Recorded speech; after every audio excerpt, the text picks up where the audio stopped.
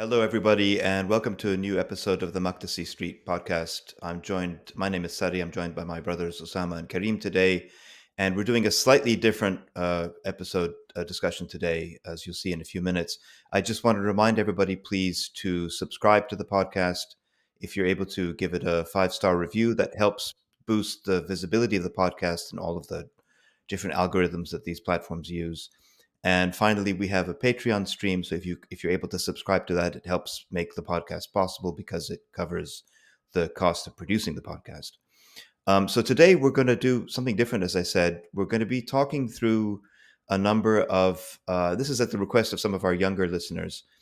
We're going to be going through a number of the if you want talking points that Zionists sometimes use, and sort of showing you the best ways to kind of deal with to basically to defang them, to pop the balloon, because um, most of the talking points that Zionists turn to, what they call hasbara or propaganda, are basically easily kind of disproved and debunked and so forth. And so we're going to go through a bunch of them.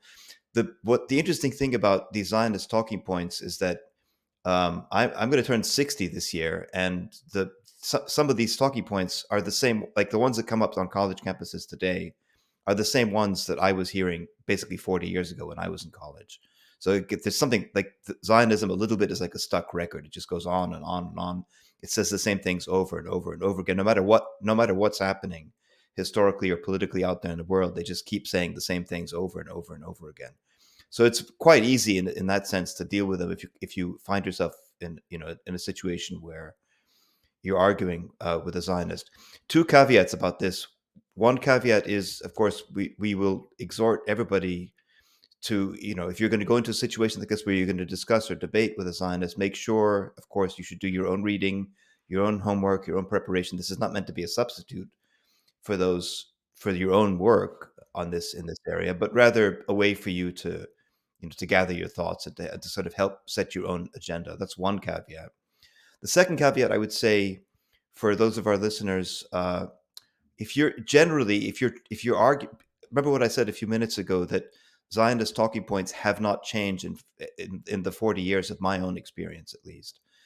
Um, there's something about Zionism that basically makes or something about Zionists, I should say, that makes them unable or unwilling or incapable of changing.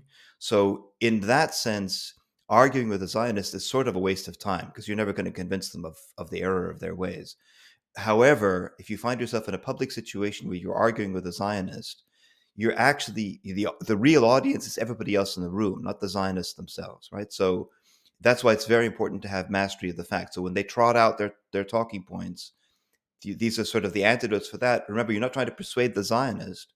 You're trying to show that everybody else who's listening to your encounter with a Zionist of the truth of the matter, of the historical, you could see almost the historical deconstruction of the myths that they propagate, that they rely on to make themselves feel better about their project as one of ethnic cleansing, apartheid, and genocide, which is essentially what it is. And so to this day, many Zionists still want to think that they are involved in some wonderful liberatory program of democracy and emancipation, which is, of course, nonsense.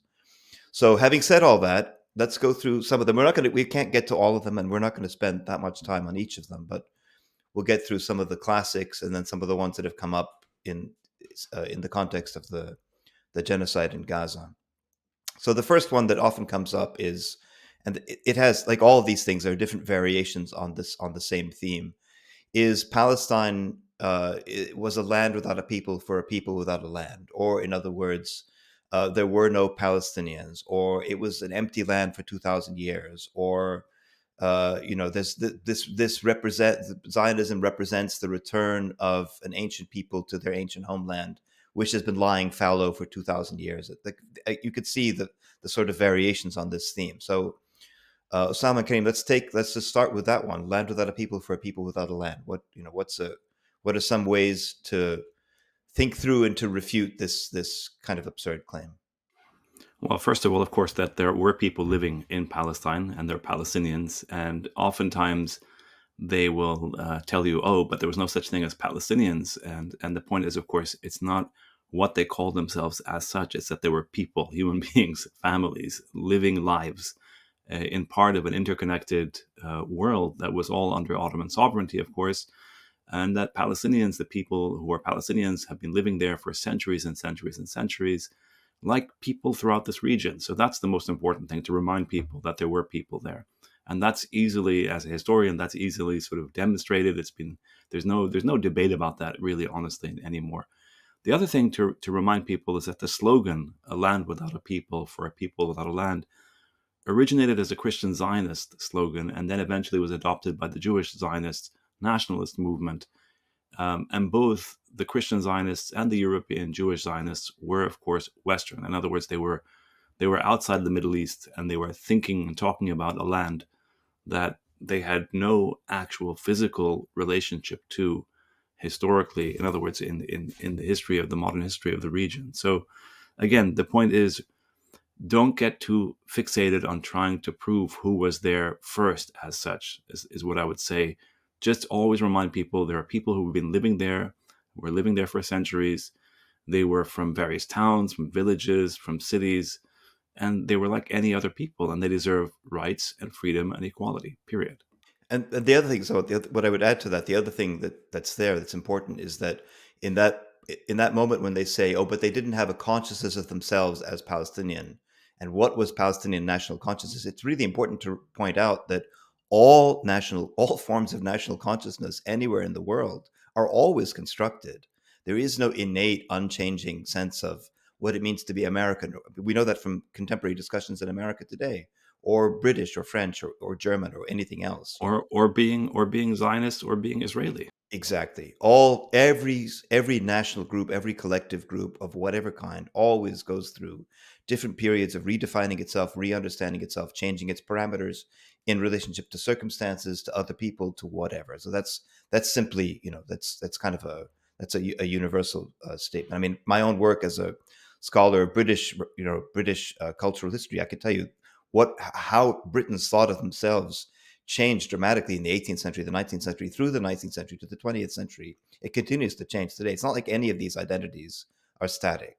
And in fact, on that point, I would say when you see claim to a static form, what's supposed to be a static form of identity, which is sometimes how Zionism represents, or Zionists represent themselves as a national identity, there is no such thing as static form of identity. All forms of identity change. That's part of what it means to be a human being living in social and historical circumstances. Okay, the next question Let that me often, yeah. sorry, let me just add one last point, which I think is important, which is, and to get your feedback on this. Why is it that, I mean, would it matter if the Zionists were saying these kinds of slogans, if unless somebody, in this case the Europeans and then later the Americans, were receptive to that and able to weaponize it more? So it's not so much that they were saying that, it's also that the British, the Europeans, and the Americans accepted this as part of their story, right? Yes, and there's also, that's a good question, Karim, and it's also important to remind our listeners, especially the younger ones, that exactly that the claim itself was made and the slogan was invented in the 19th century, in part because, of course, it was based on the idea that there would be reception in the West, the idea that native peoples, especially non-Western native peoples, were in all parts of the world, in the New World, in Australia, in Africa, in the Middle East, everywhere. Peoples were always considered, non-Western peoples were considered people without history, without significant history. And so when you say a land without a people for a people without a land, you're assuming, of course, that non-Western peoples simply have no claim. That was a constant 19th century and earlier, frankly, Western attitude towards non-Western peoples. So it's important, again, you're absolutely right. The reception was key to the slogan. But that's in the 19th and 18th century, not in the 21st century or 20th century. But that's the point. Sam, also it reminds us, Kenny, that question reminds us also of the extent of the affiliations in terms of thought between Zionism and 19th century European colonialism writ large. Because as Osama was saying, the British said the same thing about Ireland or about India. I mean, it's a recurring sort of motif in European colonial thought. Oh, they have no history. They don't have an identity. They're just a mass of bodies that we can push around. And of course, that's how the Israelis think of the Palestinians to this very day. All right, the second question that comes up often is the the the rhetoric around the partition plan in the 1940s, the 1947 UN partition plan. One of the points that Zionists like to make is that, well, we accepted the partition and the Arabs rejected it, and which goes to show how much we are interested in peace, allegedly, and they have always, and we'll come back to this in terms of contemporary issues as well. The Arabs always reject peace. The Zionists always embrace peace. All we want is peace. They've only ever attacked us. Our position is that of moral and political purity and innocence, and all we've ever wanted is peace, and they don't let us live in peace, and blah blah blah. So, what are some of the ways, guys, to think through a recontextualization of what actually, first of all, what actually happened in 1947? What was it? What were the terms roughly of the partition plan, and why was it that the Zionists accepted it tentatively, which they did, and we know because of the historical work that's been done on Zionism, the terms under which they tentatively accepted it, and then also what was it that led the Palestinians to say this is completely unacceptable?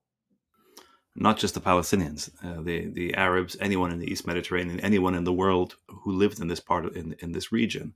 So the first thing to tell every single student who's listening to this is to go back and go acquaint yourself and familiarize yourself with the partition plans, and what the 47 partition plan of the UN, the 37 Peel partition plan, which is what the UNSCOP plan, the UN Special Committee on Palestine partition plan, was based on, or built on. So go familiarize yourselves with those plans, because once you do, you will see how egregious they are, because both plans, 37 Peel British and 47 UN partition plans, were both premised on the idea that the Arabs are the ones, the Palestinians in other words, who were the majority, the vast majority of the population, were the ones who were going to give up their lands and their homes, in the case of the Peel partition plan, to make way for a Jewish state. And the UN 47 plan specifically gave a minority, a European-born minority for the most part, the Zionists, a majority of the land of Palestine. It's extraordinary when you actually go back and you look at the plans and the details. It's an absolutely extraordinary partition. It's so egregious from any perspective that says human beings are equal and that people have a right to their property and their lands. All that was taken away, in the name of resolving what the Europeans called a Jewish problem, i.e., European anti-Semitism and the displaced persons caused by World War II and caused by Nazi Germany. So the irony of all this is that anyone who actually familiarizes themselves with the partition plans, will see how absolutely unfair, how blatantly discriminatory these plans were. And once you familiarize yourselves with those things, you would realize very quickly why it is that the Palestinians and the Arabs and Iran and Turkey and India all rejected the partition plan as manifestly egregious and unfair. And that, which is a point to remind us that, when at the beginning of the 20th century, specifically in 1917, when the British government pledged its support for the creation in Palestine of what they called a national home for the Jewish people. At that time, the population of Palestine was 93% Muslim and Christian Palestinian, and much of the 7% of Palestine that was Jewish were Palestinian Arab Jews, which was not a contradiction at that time. It's a contradiction that Zionism brought about. It wasn't actually an indigenous contradiction. And Palestinians retained the majority all the way through the 1920s, 30s, 40s, even with massive European Jewish immigration. Even after the Holocaust, even after World War II, even by the time of 1947, Palestinians were still at least two-thirds of the majority. And so, as Osama was saying, the idea that the majority have to give up their homes and their lands and their fields and their property to accommodate an immigrant colonial population, it was, no indigenous people would have accepted it. And the Zionists knew that. In fact, they said that themselves perfectly well. So I think one other point just to add, and then maybe you guys can also add to this, which is, it's not just that there was the Peel Commission. So the British, suggested this partition for the first time through Peel in 1937, and that came as a result of all the protests that were happening in Palestine. Right? There was the Great Strike that happened, And so it's important because this is also recurring, that the British and the internationals tend to react often to whenever the Palestinians, the indigenous population, starts to do protest, then they come and they throw something, some kind of so-called solution. And we'll see this later on the questions of peace process as well, which came as a result of the Intifada in the late 80s. So I think it's important to bear in mind the kind of agency that comes into it and how the Europeans and later the Americans kind of move in to try to stop and to stump any kind of progress that happens.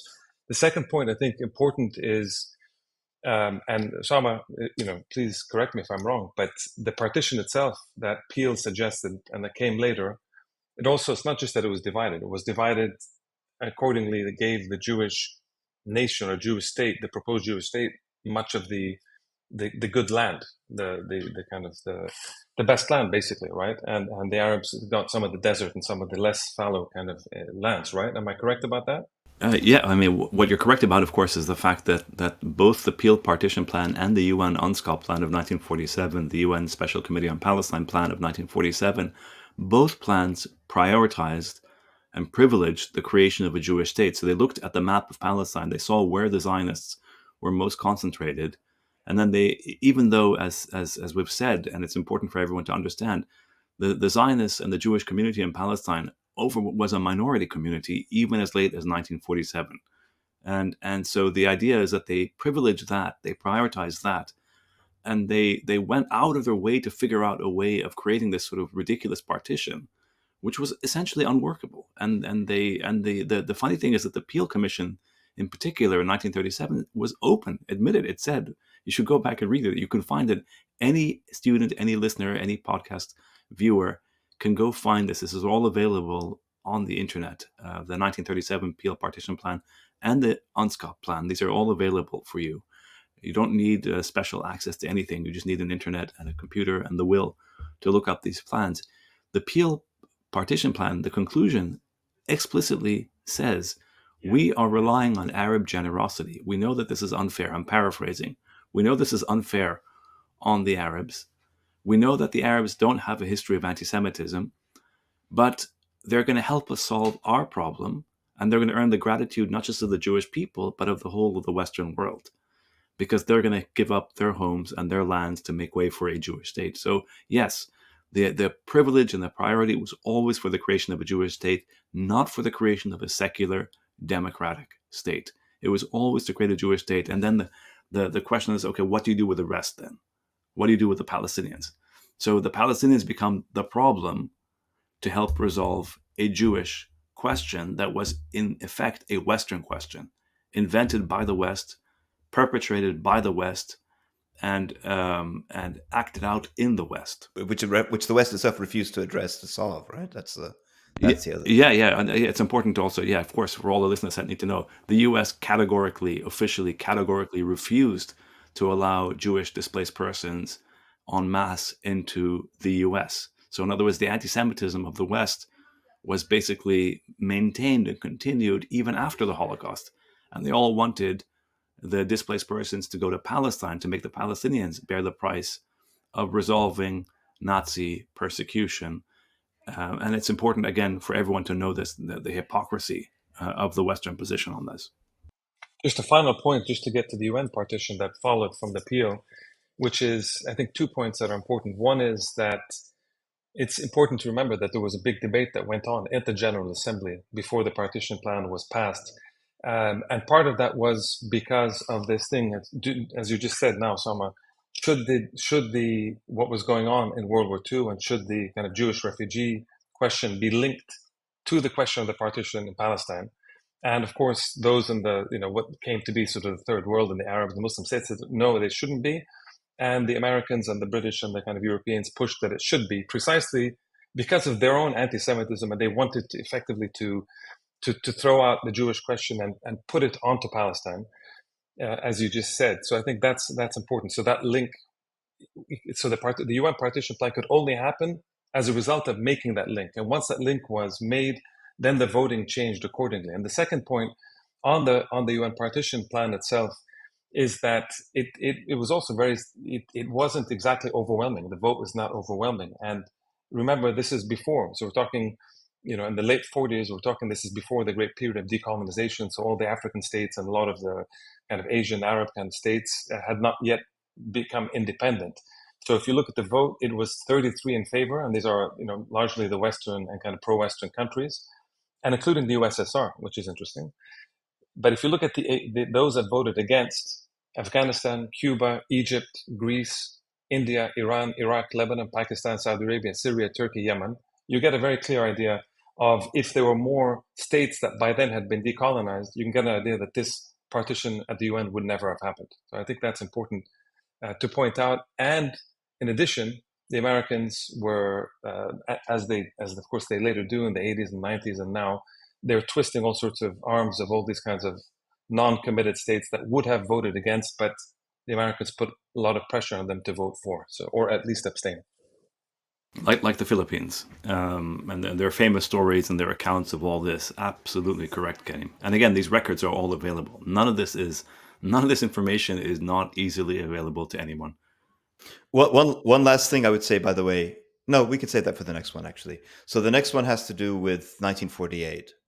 The disaster, of course, in Arabic we call it the Nakba, that the Zionists never really, basically a lot of them say it never happened, it's not true. They left of their own accord, or they left because their leaders told them to leave, and and maybe they weren't anyway. There weren't people to leave. There's a whole series of stories that Zionists have about what they say didn't happen in 1948. Primarily, it's very interesting, kind of historically and politically speaking. As far as I know, the first time there's a large-scale Israeli Zionist use of the word Nakba, in other words, admitting the Nakba of 1948, as far as I know, the first time they do it on a large scale is now in the context of the genocide in Gaza, when they're all calling for a second Nakba, they're connecting the dots between the Nakba of 1948 and the Nakba of 2023, 2024. So, which is interesting. But let's talk briefly, guys, about 1948, about the Nakba, about this. There's so many things to unpack here. We may not have time for all of them, but at least some of them. This idea that this pure, innocent little Zionist project said, we just want to live in peace, and then the Arabs attacked us, and the Arab states set upon us, and they tried to throttle us in our infancy, and all of these stories that they have about 1948 and their innocence, being innocent as the driven snow. I have a few things to say, but Sama, do you want to start, and then we could take it? Yeah, I mean, the first thing to say is, of course, that the archives and historians, including Israeli historians, including Zionist Israeli historians like Benny Morris, who is deeply racist, have nevertheless admitted that the archives, the overwhelming evidence produced by Israeli archives, as well as, of course, Palestinian testimonies, as well as independent UN and other observers, the overwhelming evidence indicates that there, in fact, was a Nakba. There's no question about that. There was, and that's point number one. Point number two is that despite Israeli denialism, the reality is that the ethnic cleansing of Palestine, which is what Israeli historian Ilan Pappe, he's an excellent historian, Ilan Pappe, has documented, began before 1948, before, as in May 1948, before the creation or the announcement of the State of Israel, the declaration of the State of Israel.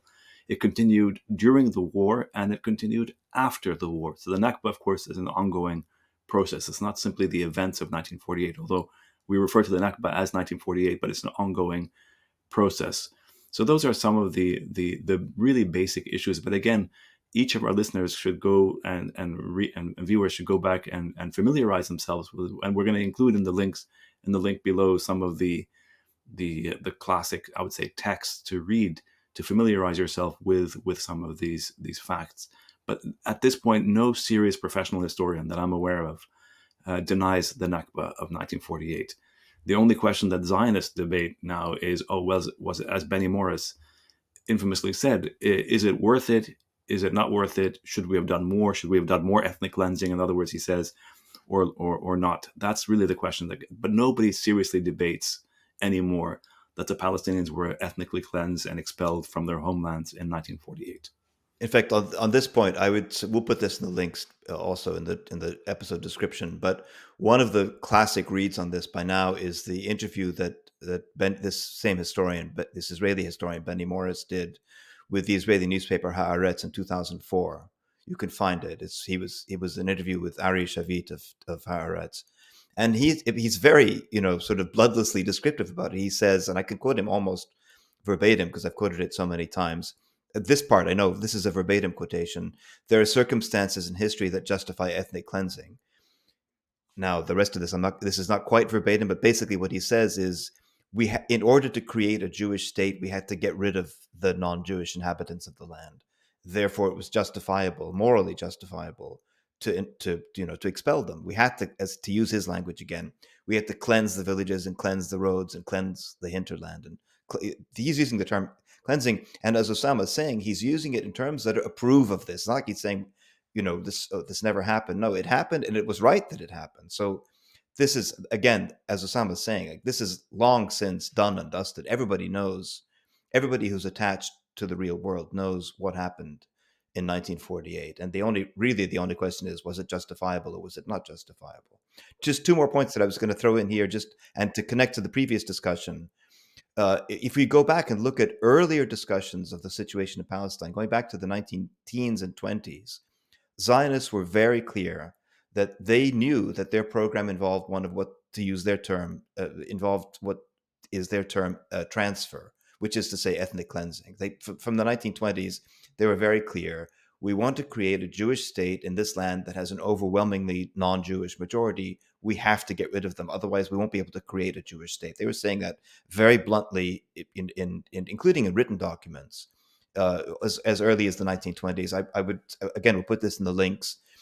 You should look at Vladimir Jabotinsky's classic essay, Zionist essay, The Iron Wall, which he basically says, these people aren't going to leave. We're not going to cajole them into leaving. We're going to have to force them out, basically. And we're going to have to use brute force to do it. He doesn't quite say it. He just says, he says that we're going to have to force them into giving up, into accepting defeat, into losing all hope. Yeah, well, there's a way you do that. And behind an iron wall, he says famously. But can you jump in on this question about the Arab states? I want to just add one last thing, which is, since you were talking about the Benny Morris thing, because I think it's important just to put I have the interview in front of me, just to put a couple of quotations, because it's as I was rereading this right now, as Sadi, you were talking about it, it just reminds me so much of what's going now. So I think it's important to make the connection, because one of our central points, Shama, you mentioned that the Nakba is ongoing. It's often looked at as this events in 47 and 48, but in fact, for Palestinians and Palestinian historians, it's always been seen as this kind of ongoing process. Now that what's happening in Gaza, now it seems clear to many of us who are not professional historians. Yeah, okay, this makes sense. And so this Benny Morris thing, he says, there's a kind of this is the interview in 2004. This is the interview. That's right. He says you can't make an omelet without breaking eggs. You have to dirty your hands. Then he says, when he talks about the destruction of a society, he says, quote, "A society that aims to kill you forces you to destroy it. When the choice is between destroying or being destroyed, it's better to destroy." Then he goes on to say about the question of ethnic cleansing, quote, "There are circumstances in history that justify ethnic cleansing. I know that this term is completely negative in the discourse of the 21st century, but when the choice is between ethnic cleansing and genocide, the annihilation of your people, i.e. the Jewish people, I prefer ethnic cleansing."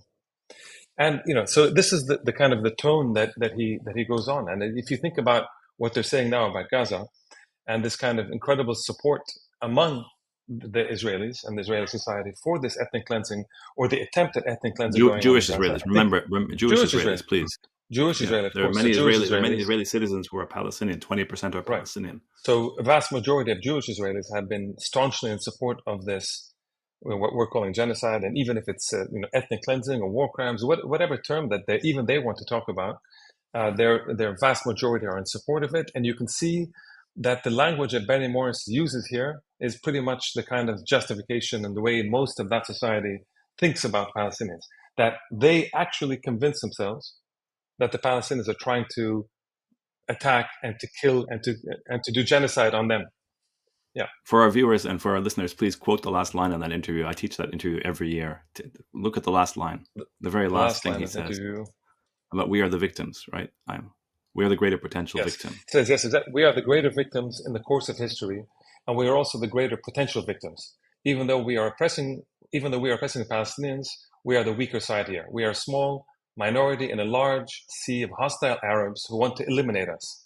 So it's possible that when their desire is realized, everyone will understand what I'm saying to you now. Everyone will understand we are the true victims, but by then it will be too late. So I think you're right. This is an incredible, it summarizes, I think, what it's difficult to believe that in this day and age they actually think that, but clearly there's some kind of psychological thing and some kind of weird voodoo that takes place where they still to this day claim that they are the victims, and that somehow there are all these Arabs that are going to come and toss them out. The amazing thing is he says we are oppressing the Palestinians. He says it. He Yeah, admits it. And then, but we're still the greater potential victim here. Right? Doesn't Benny Morris also admit that the Nakba happened? He doesn't deny that. So again, all our view. This interview is really important because, as Sadi and Karim are saying, it's an interview where a Zionist historian who's actually affirming his Zionism, saying that Zionism is a good thing and a necessary thing, and that it required this horrible thing to happen, and that ethnic cleansing is justified, and that the horror. And Benny Morris, by the way, until today, he's the one who was advocating the bombing of Rafah, right? He's the one who said, he had an editorial where he came out. I mean, he's an absolute disgrace to the historical profession. He represents, the point of Benny Morris is that he's representing a much larger issue. So yeah, we could point to many other people, but because he puts it, to be fair, he puts it so honestly and so bluntly, in a way that many others won't necessarily say. It's not honest to call Palestinians a serial killer society. No, it's not honest to say that he will say that he sees Palestinians like that. No. He's not wrapped up in these forms of denial. He's saying it's not even denial. He's saying I support it. I don't think this is denial anymore. I think this is directly it's saying we are we're more important. No, we're agreeing. Yeah. Well, he's in denial. I mean, without splitting, without getting into too many details, but in the end, he is denying the history of the Middle East. He's denying the history of coexistence. He's denying the history of all that stuff. So he's denying all that stuff. He's unlike the kind of Zionist that says, which is what we have began this particular conversation right now about 1948. The classic Zionist line is, no, it didn't happen. No, it's not true. No, they didn't leave. No, they weren't forced out. No, there was no ethnic cleansing. No, blah, blah, blah, blah. Benny Morris is saying, oh yeah, all that stuff happened, and it was right that it happened, and we should keep it happening. So correct, and we should also then Karim say something about the idea when they say, oh, the Arab states invaded Israel in 1948, and this is a constant. They came in far too little, far too late. It was already done by then. And we can look into the role of Jordan as well, in this period. Collusion across the Jordan, Abe Shlaim, and there's a. Right. There was a lot of collusion. There was a lot of agreement that had already taken place behind the scenes, and in reality, the armies that came in were nowhere near as strong as the Zionists claimed, and then all the propaganda that came afterwards. And again, and the state of Israel that was created as a result of the Nakba of 1948 was actually far larger than the actual partition plan allotted to the Jewish state, as egregious as the partition plan in fact was. That's another important point. And finally, that this state that is constantly complaining about the UN owes its very existence to the UN, which is an irony that that's and to a General Assembly resolution. Karim, this is something you can help us, because they always tell us, oh, General Assembly resolutions are not binding, Security Council resolutions are binding, but the partition plan was it not a General Assembly resolution, Karim? I think it was. Yeah, General Assembly resolution, but the Soviets and the Americans and everyone else ended up recognizing them. So that becomes the issue. And then they admitted them as a member state. This is what the Americans now are refusing or vetoing, what the vast majority of the world are saying, which is to accord Palestine statehood that needs to be nominated by the General Assembly, which has been overwhelming, but repeatedly vetoed by the United States. Oh, so it's a question, just to go back. So it's a question that the U.S. and the Soviets in 1947-48 didn't veto a General Assembly, or they don't. You can't veto a General Assembly resolution, Karim, right? It's a one thing.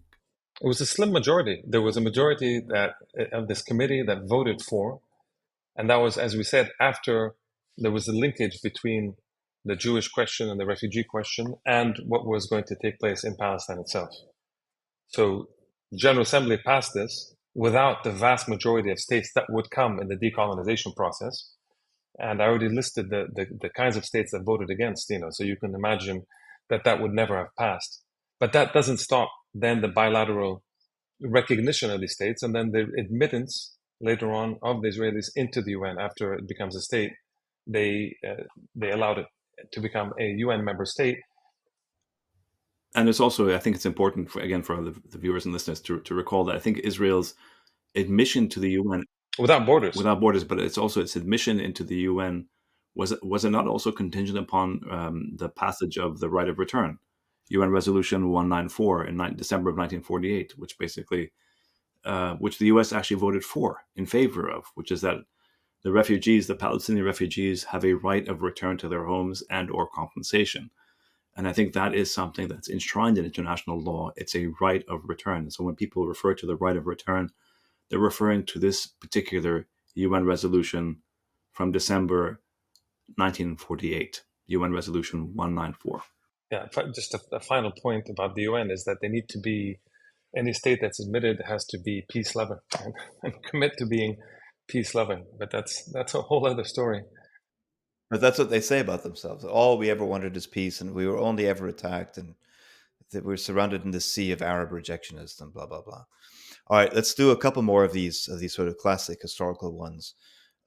It's not apartheid. It's the only democracy in the Middle East.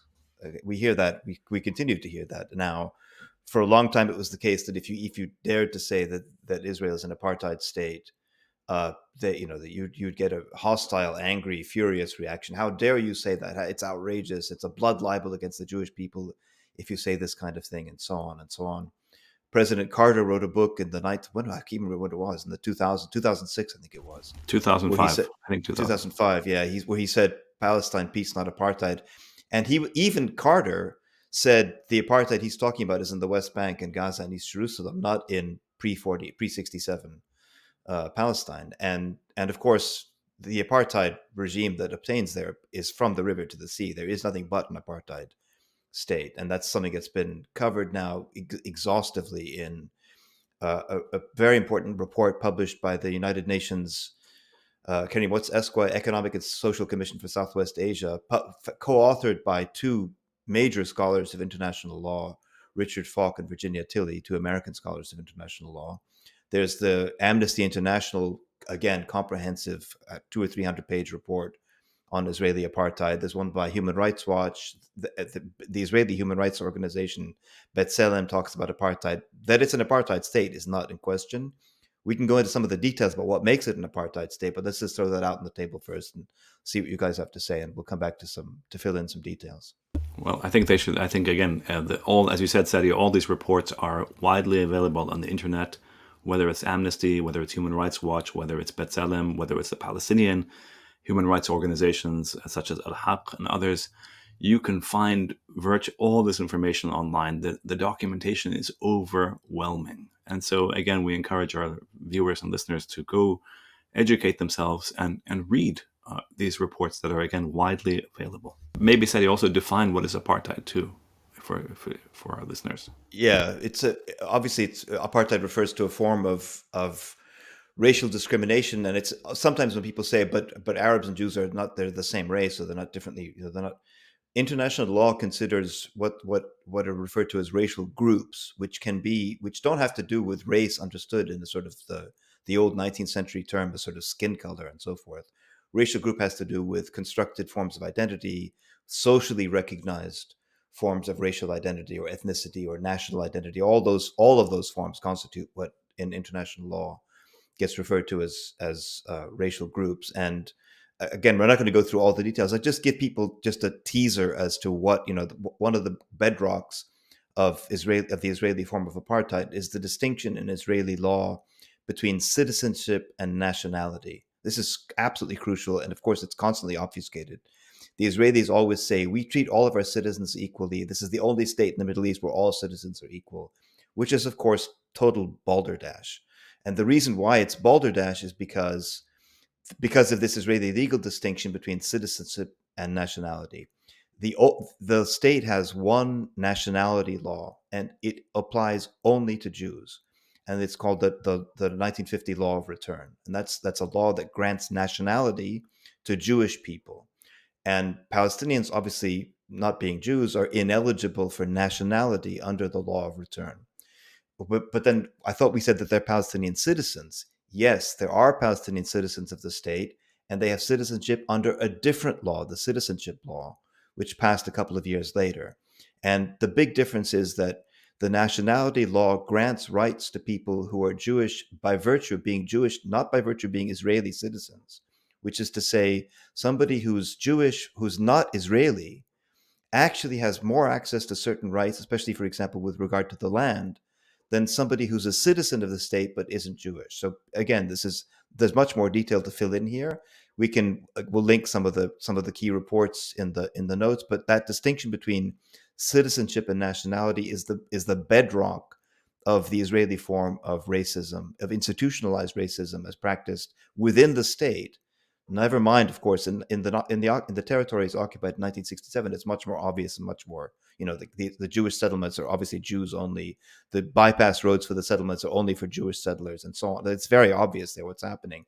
But the same parameters, somewhat more veiled, at least they used to be more veiled, they become more explicit too, since the passage of a law in 2018 called the Jewish Nation State Law, which made a lot of the formerly implicit versions of Israeli apartheid explicit.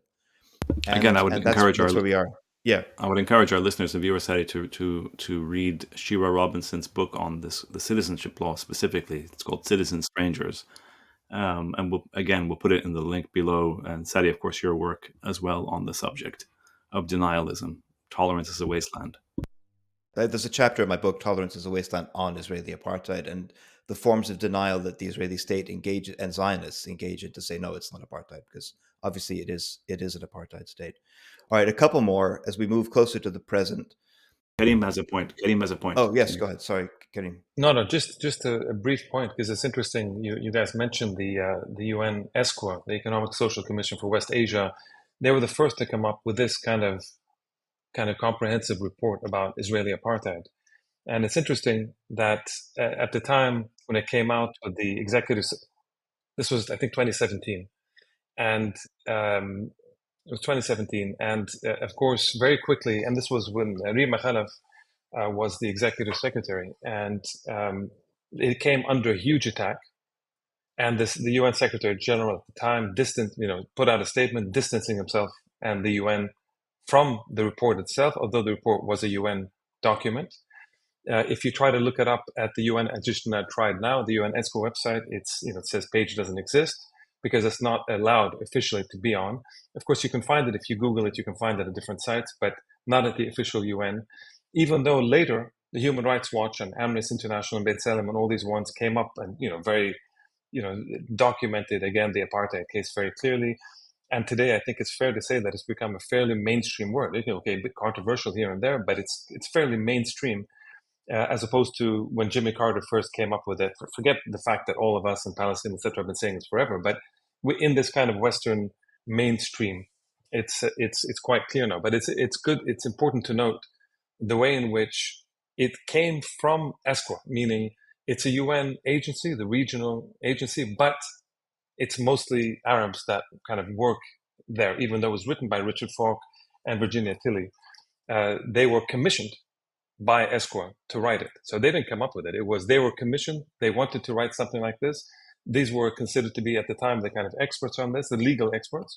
So they came and they wrote this report. It came out. It was very quickly thrown out. The Israelis, I think, came out and said this is, in fact, I know they came out and they made a statement saying this is akin to Nazi propaganda, out to kill all the Jewish people. So this is the kind of reaction, and the UN has not yet gone back and said, yes, this is, we take back this report and accept it, even though all these other organizations have accepted it.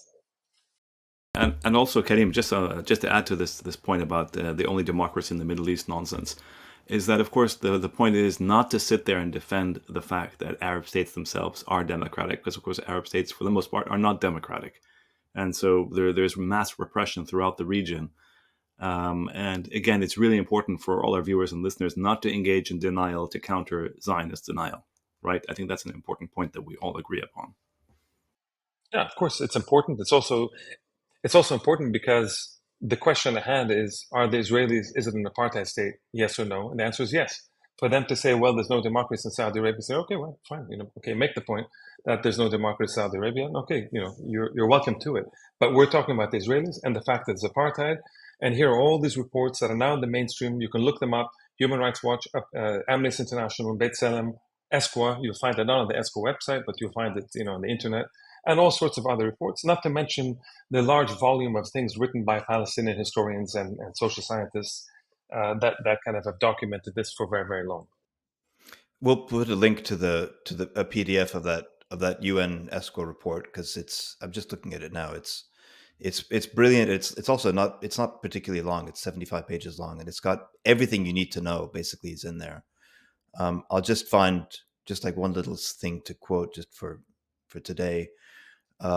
It refers to the way in which the Israeli apartheid breaks the Palestinians up into these different groups. The people who are Israeli citizens, the Palestinians, 20% of Israel's population are these Palestinian citizens of the state who have the second-class citizenship because of apartheid. The survivors of the Nakba. Exactly, and their descendants. Children. And then the second group are the Palestinians who live in East Jerusalem. Remember, we've had in this show, we've had Nader Shalhoub Kabrokian, who is a resident of East Jerusalem, who's told us what life is like there. The third group are the Palestinians that are living under military occupation of the West Bank and Gaza. And then finally, the largest single group actually are the millions of refugees and exiles. And what they say is, this report finds that taken together, the four domains into which the Israelis have broken the Palestinian people constitute one comprehensive regime developed for the purpose of ensuring the enduring domination over non-Jews in all land exclusively under Israeli control in whatever category. Right, so we'll put a link to this really powerful report in the description. Okay, two more now. In the notes, yeah, two more now. One is more historical slightly, and then one brings us up, closer to the present. We'll talk about talking points connected to Gaza specifically in a different episode, because this is taking up quite a bit of time, as you can see. So somewhat quickly, the next one has to do with the Zionist and Israeli myths around the Jews in the Arab world, that according to them always lived in prejudicial forms, and they were always subject to what the Israelis call anti-Semitism, which of course is a misnomer, because anti-Semitism it's very important to think of it as a Western discourse connected to Western European culture and so forth.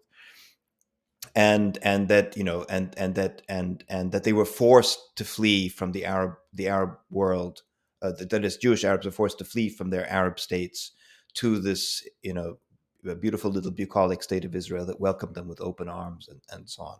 Osama, do you want to touch on this briefly? Then we'll. Yeah, I mean, of course, I think there's a lot to unpack there. I think where I would start is I would recommend all our. I mean, we keep recommending we're recommending Palestinian, of course, and Arab and other writers and authors, but also many Israeli authors. There's Avi Shlaim has a new biography called Three Worlds that I strongly recommend our viewers and listeners. He's Israeli. He's from Baghdad originally, and he debunks one of these. The myth about the fact that Arab Jews or Jewish Arabs, is an impossibility. And he says that was part of his culture and part of the culture he grew up with. And the point is that Jews were, of course, there are many different kinds of Jewish communities in the Middle East, as there were many different kinds of Christian communities and many kinds of Muslim communities and many different other kinds of communities.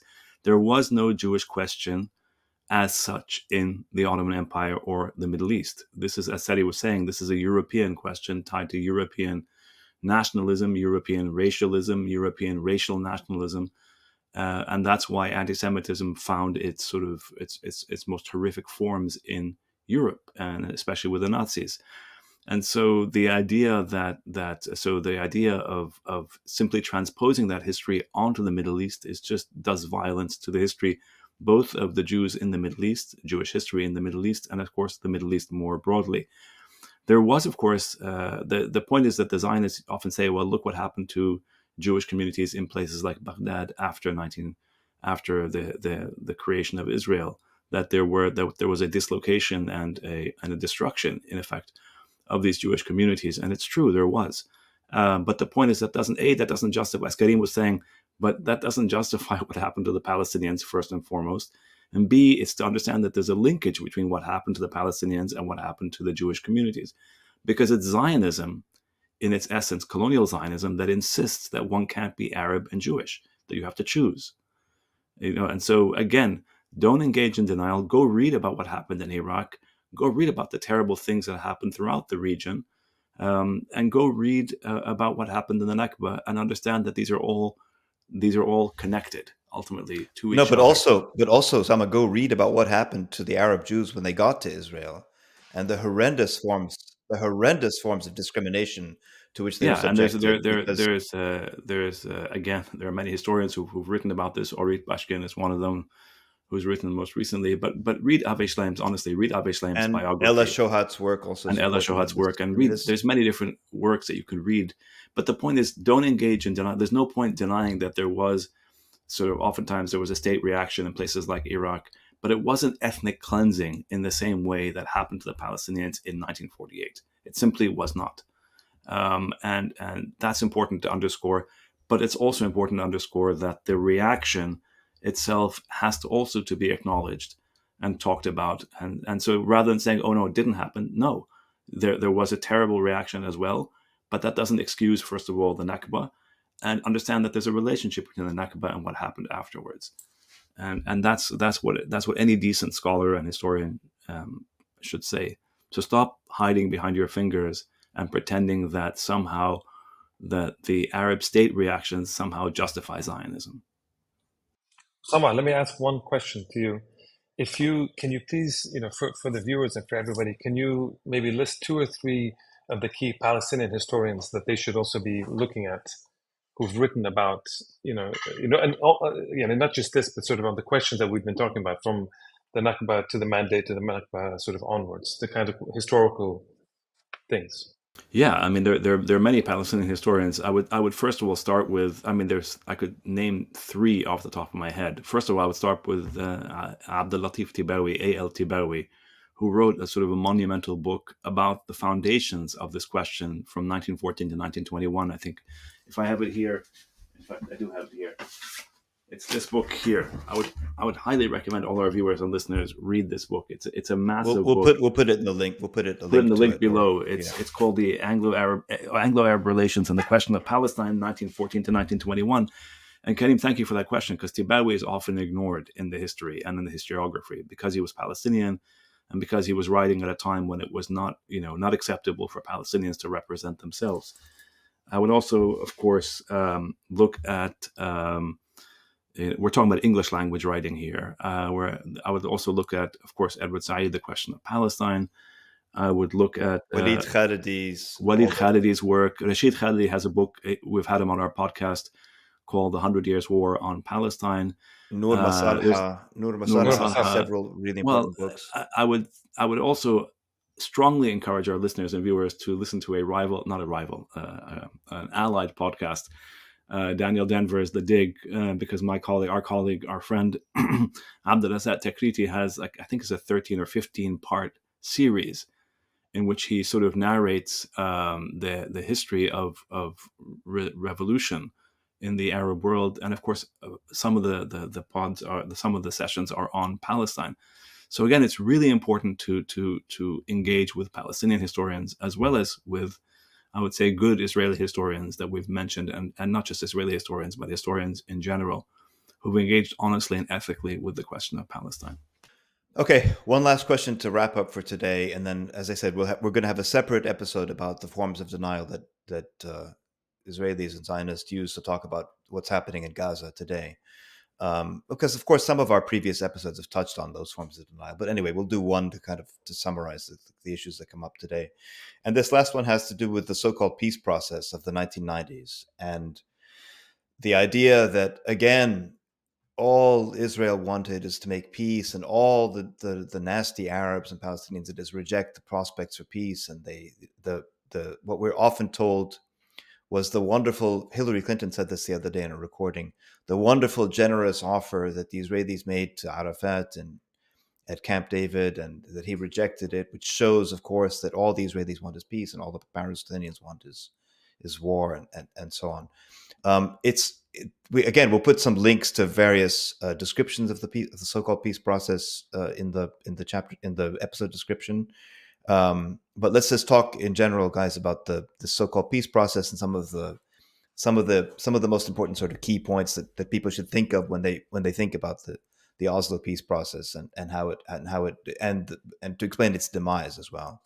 No, I mean, let me just start with two broad points. I think what's important for people to kind of bear in mind, because I think, again, it's extremely relevant today what's going on when we've covered, and everybody's following now, the International Court of Justice and the International Criminal Court and the debates at the UN Security Council, etc.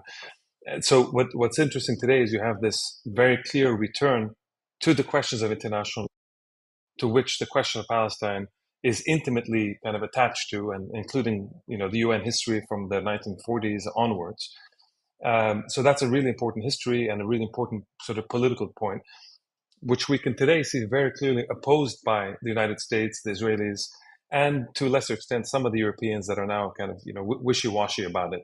But in particular, the United States and the Israelis, goes without saying, that they are in opposition to this whole body of international law and the UN resolutions that are important. What's interesting to say about that is that the beginning of the peace process, or what's called the sort of this American-led peace process, that of course we know Edward Said very memorably and famously called it the Palestinian Versailles, is the idea that what it did is it removed, for our purposes here, removed the resolution to the Palestine question or Palestinian self-determination outside of international law and the UN resolutions and all of those frameworks that it had been used for the decades before that, and put it squarely in this thing of mediation, American-led mediation, and sit down on a table and let's see what we can agree, and if we don't agree, well, that's how it is. Kind of conflict resolution, conflict management, this whole kind of liberal kind of academic. The parties will decide. The parties will decide. Of course, they're unequal, and so the Palestinians, are unable to assert themselves in any kind of way. Not to mention the fact that the Palestinians that were selected, that were kind of put into what came to be the Palestinian Authority, were all kind of chosen basically eventually by the Americans and the Israelis and the other intelligence services in the Arab world. And so they increasingly over the period of time, and especially when Yasser Arafat kind of died and was replaced, they lost their autonomy further and further. And so it becomes a kind of an instrument of this Oslo peace process, which itself is an instrument of Israeli-American kind of hegemony and control.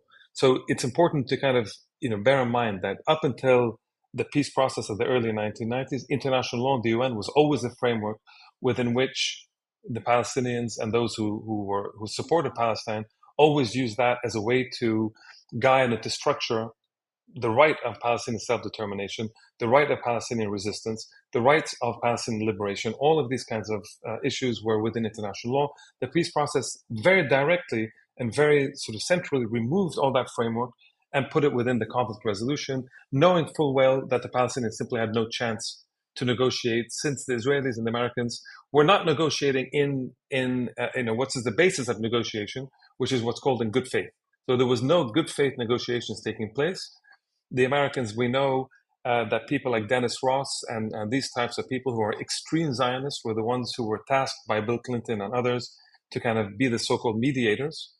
And so, all of this stuff is very important to kind of bear in mind, especially in light of the conversations today where international law has come back in, where everybody's talking about international law, whether it works or not, whether it's implemented or not. But we know now, the vast majority of the world understands that has to be the framework within which to evaluate what is a right, what's not a right. Right of return, right of resistance, right of self-determination, all of this stuff. Within a conflict resolution mechanism, it doesn't work. But Karim, can we get into? So you're absolutely, those are really important framing and also a narrative shift that you're talking about, a historical shift. But can we get to the point about the how that relates to the quote unquote most generous offer of Camp David too? I could say a few things about that. Just basically the so-called generous offer basically recapitulated. It was yet another version of what had been under discussion for the previous, the years before that. In summary, and overall, and again, we'll put some links in the description so that people can read this stuff for themselves. But basically, what the two things that are the most important things about this so-called the Oslo peace process and the so-called two-state solution of the 1990s are, first of all, that it was premised on perpetual deferral of the next stage, right? So a lot of it hinged on discussions about organizing a committee to discuss the possibility of arranging a discussion of, and you see what I'm saying, this perpetual deferral into the future that we never get to, while at the same time the Israelis were continuing to colonize the land, to demolish Palestinian homes in the West Bank and in East Jerusalem. In other words, and of course to settle those territories with a Jewish settler population, which kept doubling and tripling and so forth all the way through, not tripling, but certainly doubling through the period of the so-called negotiations. That's in general.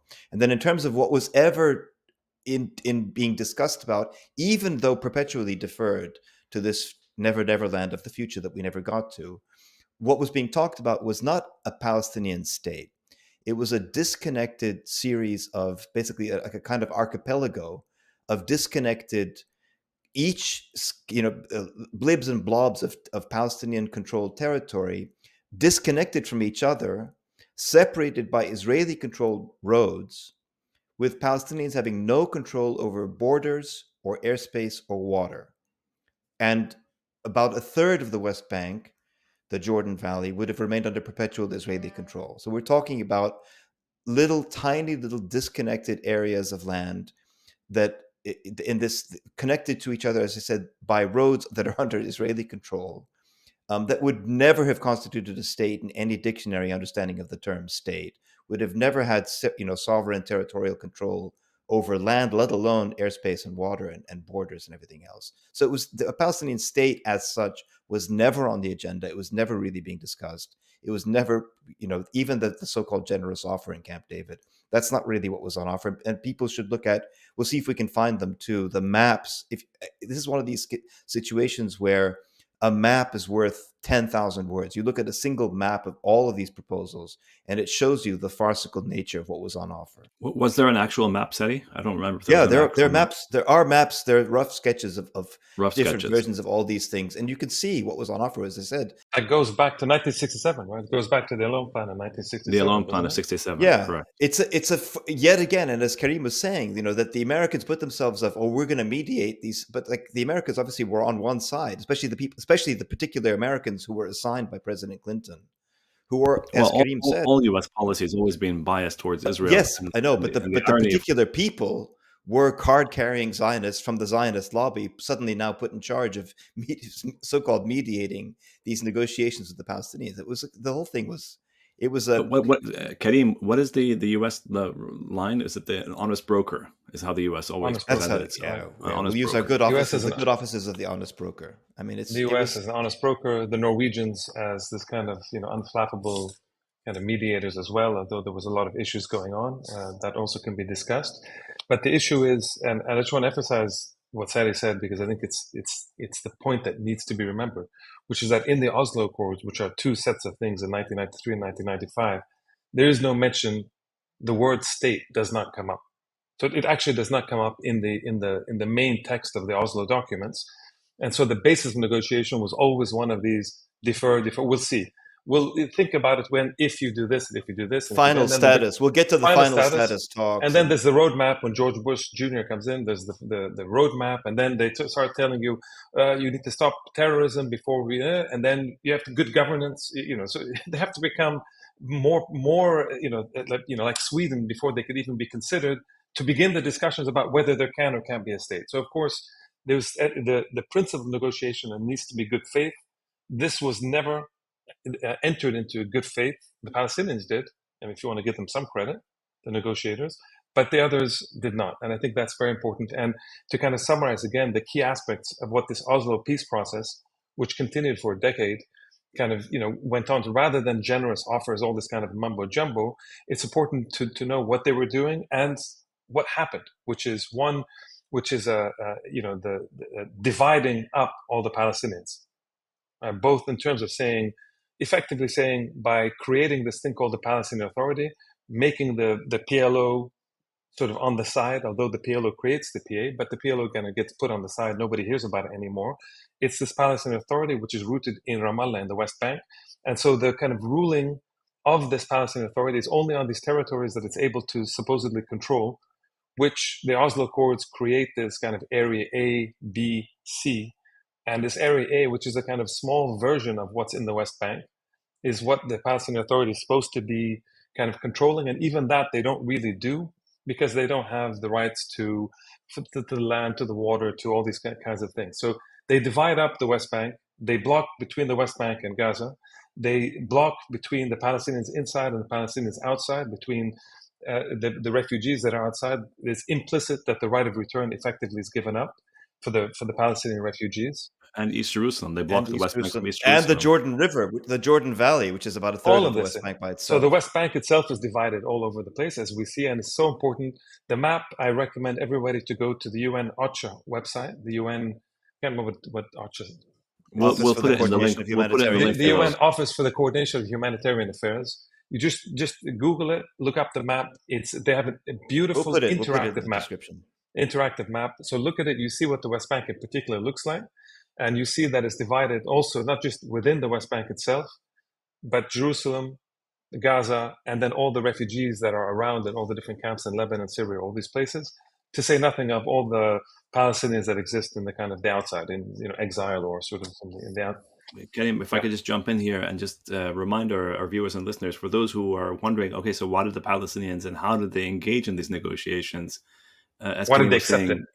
Why did they accept it? And the partly, Karim, I think your point about good faith is important, but also I would encourage our viewers and listeners, if you don't mind, to go back and listen to two of the interviews we did with some of the participants in these negotiations. We had Hanan Ashrawi, and we also had Diana Bhutto as well, both of whom those are both key, I would say, episodes for us to help us understand and help you understand why and how Palestinians engaged in these negotiations, what was wrong, what happened, how they were subverted, the mistakes, and so on and so forth. So, I think the key point, and I think you make an excellent point. What's important, Sadiq, is the question of the good faith. I think there are those that always knew, like Edward Said and others, who always knew that this was never going to lead anywhere. And now we can see, even those that were not comfortable with that, in retrospect, I think that's fairly clear. And Hanan Ashrawi says this very clearly. But at the time, those Palestinians like Hanan Ashrawi and others who were coming in, their kind of the sort of pragmatic understanding was the Cold War ended. The kind of the military solution was just no longer viable anymore. And so there was this chance to sit down and say, okay, we will accept the two-state, so-called two-state solution. So Palestine in the kind of 1967 borders. And so the good faith comes in that they, Haider Abdel Shafi, Hanan Ashrawi, all these people that began the negotiations in Madrid before Oslo, and then they went to Washington, D.C. to continue the negotiations. Those were the A-team that went to negotiate in good faith. In the meantime, the PLO and Yasser Arafat and these people were going to Oslo and to other places and negotiating behind their negotiators' back to come up with what came to be Oslo. So there was a good faith. There was an acceptance that, look, we can't go back. We can't claim all of historic Palestine. That's over. So we will accept it. And they actually thought that, okay, the world would, or the West in particular, would say, okay, you're giving up 70% of historic Palestine. Okay, we're going to give you this 80%. We're going to give you the 1967 borders, and that's fine. So they were in good faith in that early stage. If I could add two more pieces to this, then we'll wrap. But just two more pieces. One piece is that originally the Palestinian demand was for a single democratic and secular state, right? And then the Palestinians themselves declared the independence of a Palestinian state in the territories occupied in 1967, and that's what set the agenda for the so-called two-state solution. And of course, as Karim just said, it went from this sort of what had been, a good faith effort and honesty and so forth, and then it turned into the charade that Oslo became. The second thing I would say, and we'll put this in the link, is the key essay here is Edward Said's essay called The Morning After, which he wrote, I think, almost literally the morning after the Oslo Accords were announced in 1993. And he saw then, it's sort of amazingly prophetically, he saw the duplicity of where we would be going, after this, and he saw it all right away in 1993. And his books were banned subsequently in Palestine. Yes, yeah.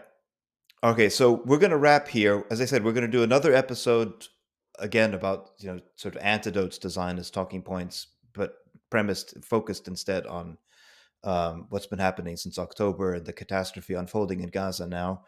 But hopefully this will be useful for those of our audience who are who find themselves engaging with Zionists in one way or another, and who need talking points to need to know the kind of some points. I wouldn't say talking points. I would say actual historical. That's what I'm saying. Arguments. To respond to Zionist talking points through historical references, and as we said at the beginning, this is not meant to be. This is all you need to know. This is a framework of how you could start thinking for yourself, and then we will provide extra bibliographical references in the episode descriptions which you should refer to yourself and dig through yourself and make sense of yourself. Karim, were you going to say something? Just one last point, which is we also encourage anybody who's interested in this, and especially students and others, to please post questions to us. Send it through, whether it's to Twitter or the Patreon or whatever. Send us the kinds of questions that you are trying to kind of think through, so that we can also help with the key questions that people are thinking about today. Yeah, that's a great point. All right. Thank you, guys. Thank you. Thank you.